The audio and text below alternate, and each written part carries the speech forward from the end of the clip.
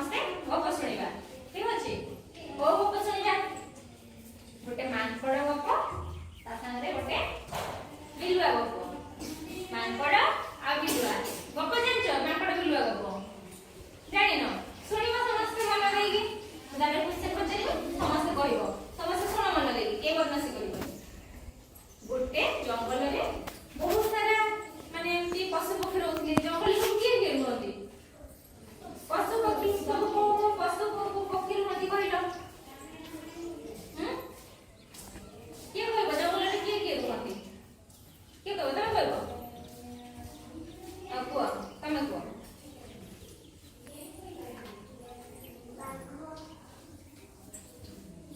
बाघ सिंह तापरे आ की कहबो तमे को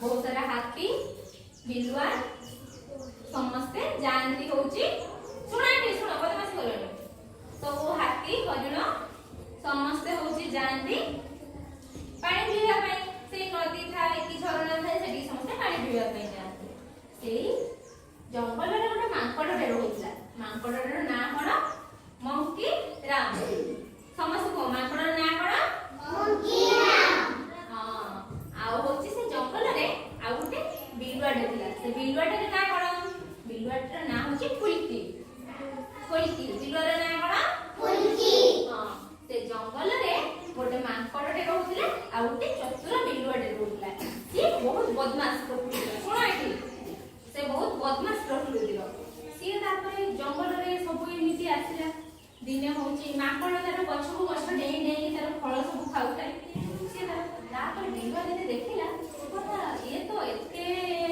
माने फल खाउची आ तो तळे रहउची मु साथर सांग करी सांग हबे तेरे सीए भी मते फल दबो तापर आसी कि बिलुआ गछ मूल आसी पहुंचे माकड़ एडाल सेडाल बुलकी भलो भलो फल सब खाउताय से कहला माकड़ भाई ता नाम होतला मंकीरा मते होचे तमे किछि फल तोळे के दियो तमे तो बहुत गछ ऊपर को जाई के तो पाचला पाचला फल खाउछ स्वादिष्ट फल खाउछ आ मते किछि फल दियो मु भी खाई तापरे बहुत निरीह पिला से माकड़टा सीए भी बिलुआर सांग हैला बिलुआर नाम कोन थिला फुलकी हां फुलकी से सांग हैला कहला हो फुलकी भौणी मु तुमको सब फल पाचला पाचला फल के माने तोड़ी के दउची तमे खाइबो ठीक अछि तापरे सीए तारो माकड़ सब एडाल सेडाल हेची तारो भलो भलो फल सब पाचला तळे तारो चतुर बिलुआ फुलकी तारो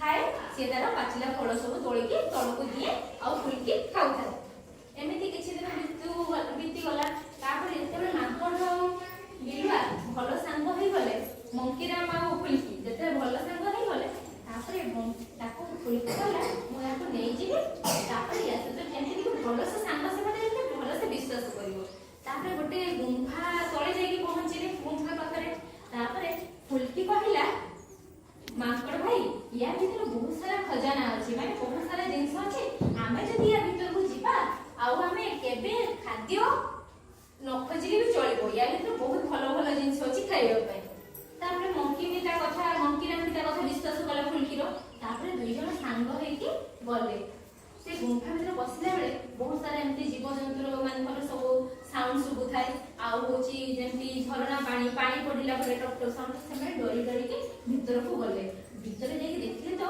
गोटे बाघ थिला तो से माने खुली जे देखले भाबी ता जे सुना गहना के कोन थिबो बोली भाबिले एडी सुनो से ता जे सुना गहना कि कोन थिबो बोली भाबिले आंकर ना कोन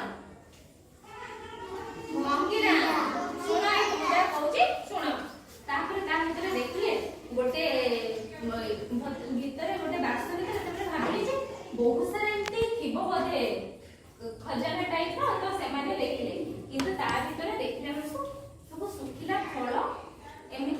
କଣ କଣ ସଂଗ୍ରହ କରିକି ଥିଲା।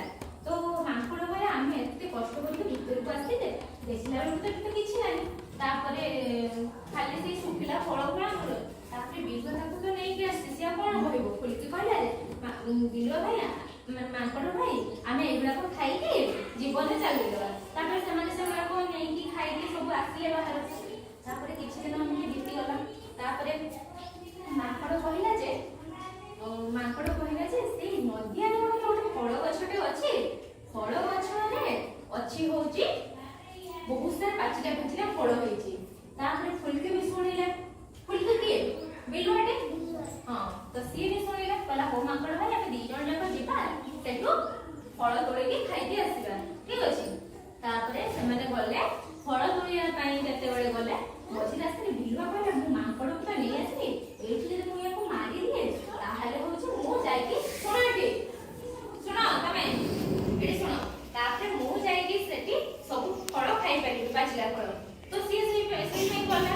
ତାପରେ ମଝି ରାସ୍ତାରେ ମାଙ୍କଡ ତାର ପହଁରା ଜାଣିଥିଲା, କିନ୍ତୁ ବିଲୁଆ ତ ଜାଣିନଥିଲା। ତାପରେ ମାଙ୍କଡ କହିଲା ଯେ ବିଲୁଆ ଭାଇ ତମେ ମୋ ପିଠି ମାନେ ଭଉଣୀ ତମେ ମୋ ପିଠି ଉପରେ ବସ, ଫୁଲକି କଣ ମୁଁ ତମକୁ ନେଇକି ଯିବି। ଅଧା ରାସ୍ତାରେ ମାଙ୍କଡ ପିଠିରେ ବସିଥିବା ଫୁଲକି କହିଲା ଯେ ମୁଁ ତମକୁ ଯଦି ଏଇଠି ମାରିଦେବି ତାହେଲେ ମୁଁ ସେଠି ଯାଇକି ବହୁତ ପ୍ରକାର ଫଳ ଖାଏ। ମାଙ୍କଡ ସେଠି ବହୁତ ଚାଲାକିରେ ହସିକି କହିଲା ଯେ ଯଦି ବି ତମେ ମତେ ମାରିଦିଅ, ତମେ ତ ମୋ ପିଠି ଉପରେ ବସିଛ, ତମେ ତ ପହଁରା ଶିଖିନ, ତ ତମେ ବି ତା ଭିତରେ ମରିଯିବ, ତମେ ବି ସେଇ ପାଣିରେ ଭାସିଯିବ। ତାପରେ ସେମାନେ 2 ଜଣ ଯାକ ଯାଇକି ପହଞ୍ଚିଲେ। ମାଙ୍କଡ ଯାଇକି ପହଞ୍ଚିଲେ ସେ ଗଛ ପାଖରେ। ବିଲୁଆ ତ ଉପରକୁ ଉଠି ପାରିବ, ସେ ତଳେ ଜଗିଲା। ମାଙ୍କଡ ତାର ଗୋଟେ ଗୋଟେ ପାଚିଲା ଫଳ ତୋଳିକି ଦେଲା, 2 ଜଣ ଯାକ ଖାଇକି ଆସିଲେ। କିନ୍ତୁ ଦେଖ, ଯଦି ସିଏ ସେଇ କଥାରେ ମାଙ୍କଡ ଯଦି ଚତୁର ନ ହେଇଥାନ୍ତା ତାହେଲେ ତ ଫୁଲକି ତାକୁ ସେଠି ମାରିକି ପଳେଇଥାନ୍ତା। ସେ ଭାବିଥିଲା ମାଙ୍କଡ କିନ୍ତୁ ଚାଲାକରେ ରହିଲା ବୋଲି ସେ ତା ଜୀବନଟାକୁ ବଞ୍ଚେଇ ପାରିବ। ତ କେବେ ଆମକୁ କାହାକୁ ସେମିତି ଅନ୍ଧ ଭାବରେ ବିଶ୍ୱାସ କରିବା ନାହିଁ। ଏଇଠୁ ଆମେ ଏଇଆ ଶିଖିଲେ, ବୁଝିଲ? କେବେ କାହାକୁ ଅନ୍ଧ ଭାବରେ ବିଶ୍ୱାସ କରିବ ନାହିଁ। ମାଙ୍କଡ